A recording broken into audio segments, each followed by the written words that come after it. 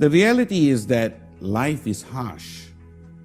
The reality is that there are no second chances out there. And the reality is that people actually lose their lives every single day.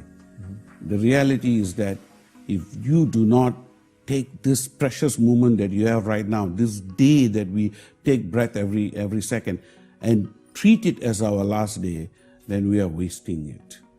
Very true. And every wasted day just takes us closer to an empty life. You see? And a lot of people have a life that has been empty for so long, and they have got used to that emptiness. They have got used to that mundane day-to-day existence. They come to accept it as this is life. Instead of which, this is a moment where we live, where we can actually change everything. Are you with me? Yes, Dato. The course of our life moving forward changes the instant you decide today. But that means you must have a sense of urgency. Right. So the sense of urgency is how it switches me on. I mean, in essence, I get up in the morning, I actually get up running. And I have to slow myself down, take that hour of silence, repurpose myself.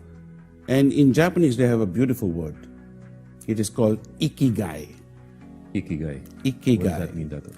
Ikigai essentially is not easily translated. And it is a combination of your purpose in life, all right, your passion in life, as well as your commitment, so to speak, your family, your vocation, your service to the community, to the country. All of this will overlap, and right in the center of all that is ikigai. So it is a way of living a nobler life. So to find your ikigai is really the duty of everyone.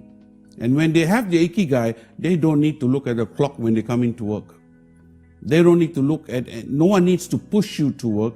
No one needs to drive you, because your ikigai is enough. It's self-motivation. Is that? It is, yes, it is in essence to find that purpose in your life, right? Now once you find your purpose, then the next step is giri, also another Japanese word. Okay. It is attitude, in a sense.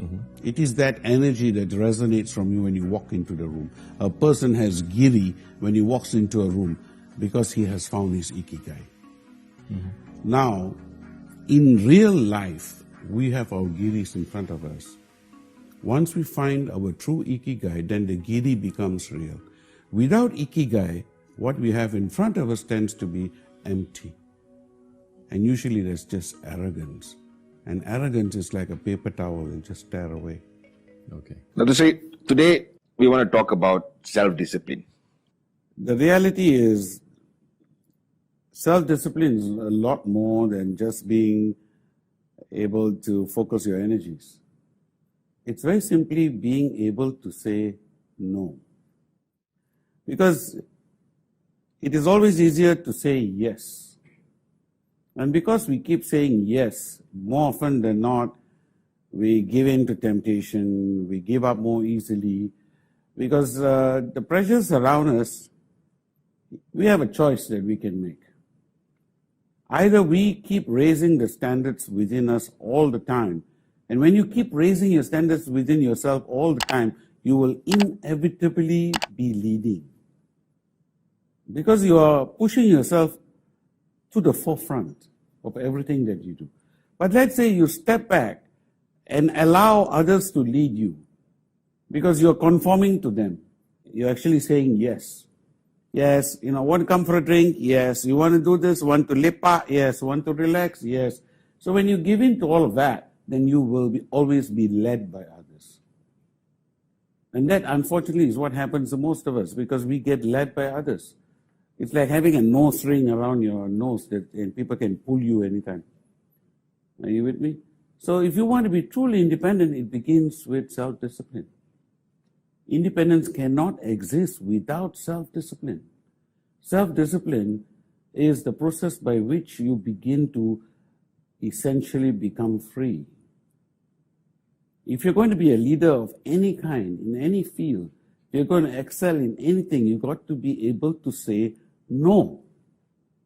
It's harder, maybe 10 times harder to say no than to say yes. So this being able to say no, no, I don't want this next drink.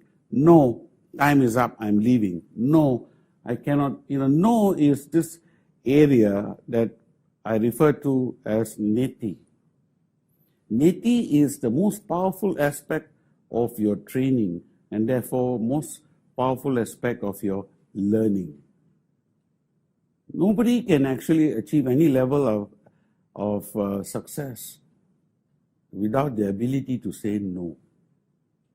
Being able to turn away, to stop, is the element that you actually have to acquire. It's a skill.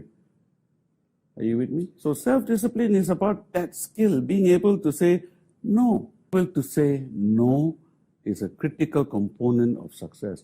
Self-discipline is that ability that leads you to the point where you can say no. And leadership is born at that moment. So the objective here is to give you the rite of passage into your mind, into your lives, into, your reasoning, so to speak. So when you go to school, you give the right to your teachers. It's implicit, when you pay your school fees, alongside with that comes this right. When you're working, again, the right is given by virtue of your salary, your job description, and so on and so forth. In the network, the right has to be established. It's hard to do so because for most of the networkers, this is something that they take very personally, their independence. So what they fail to realize is that independence comes from a process, and the process is, in essence, starts with dependence. In other words, another favorite saying of mine is fake it till you make it, right? So if you want to ride a bicycle, you cannot just jump on it and ride. If you have never ridden, you will fall almost virtually instantly. It takes many trial and error. You can have the belief in yourself. Belief by self is not enough. Belief is when you're watching somebody ride a bicycle. Now you believe that person can ride it because you can actually see the person ride the bike. Are you with me? That's belief. Trust is interesting. Trust is when the person says, you get on the bike. Are you with me? Now that is a different situation because now you need to trust. Earlier you believe by watching, but trust is when you put yourself on the line. So trespass is basically that process. You will start your learning curve with whoever it is that is guiding you, leading you, so on and so forth. Believing that the person is right is not enough. The act of trespass means you are now learning to trust that person. That process of trespass is when belief changes to trust. Are you with me? So we can all believe it's okay. This is my upline. He's making money right now. This is my boss. This is my professor, lecturer, so on and so forth. That's the belief.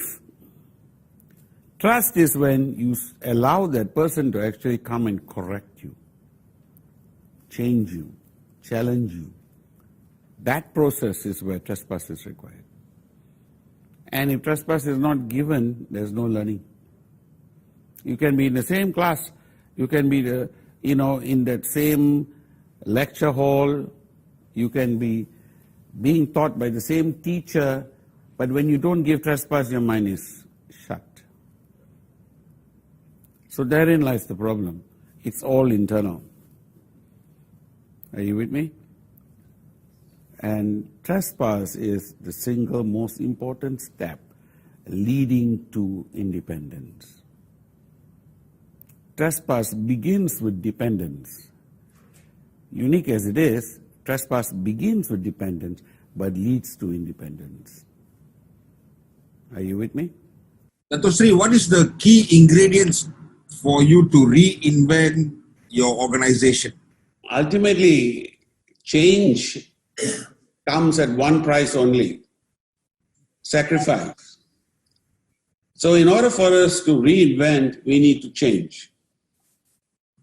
And the key ingredient is sacrifice, because every change comes at a cost. Every change has a price. Something we have to give up. Something has to give in. So as long as we are willing to make those sacrifices, then anything is possible. But the objective is to recognize that, you see, nothing comes for free, Everything has a price. So when you are willing to make the change, regardless of the price, then it becomes possible. But when you start considering the price, negotiating the price, everything slows down. Simple as that. Change is something that must be relentless. Change requires sacrifice. Simple as that. If you want to lose some weight, that requires effort. It's not going to happen unless you do one of two things. One, you stop eating. Two, you start working out. It's as simple as that. And those are the two options that you have. You can do one or the other, or combination of both. But both of it is sacrifice,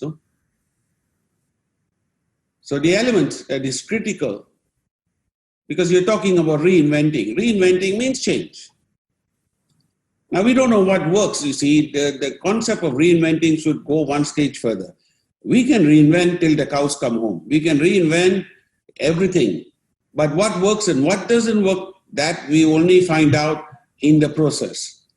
So the concept of reinventing means reinventing is not automatic success. Reinventing is a non-stop process. That only price that is required is sacrifice.